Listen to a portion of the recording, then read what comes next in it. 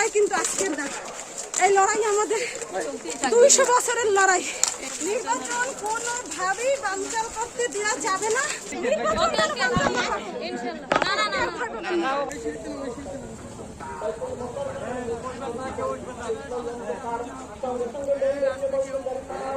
CC camera লাগবে ইলেকশনে।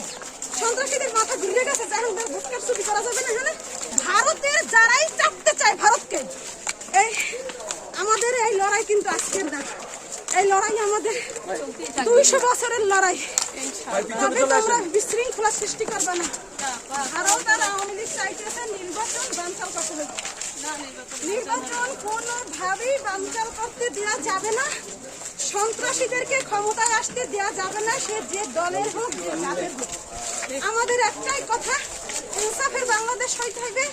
আমরা কোন রাষ্ট্রের তাবেদারিতে থাকতে চাই না। আমরা মেরুদণ্ড সোজা করে বাঁচতে চাই।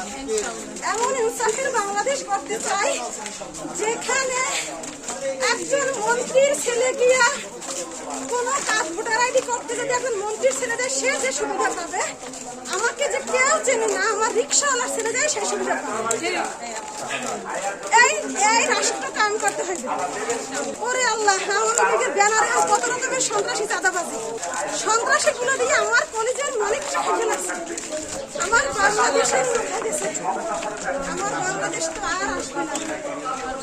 আরো আওয়ামী লীগ সন্ত্রাসীরা ভারত ভয় পাইছে, সন্ত্রাসীরা ভয় পাইছে, আওয়ামী লীগের ভয় পাইছে। এরা যদি বাঁচাই রাখে আর চাঁদাবাজি সন্ত্রাসী করা যাবে না। ভারত বাংলাদেশে আর আধিপত্য বিস্তার করতে পারবে না। আপনি চলে যাবেন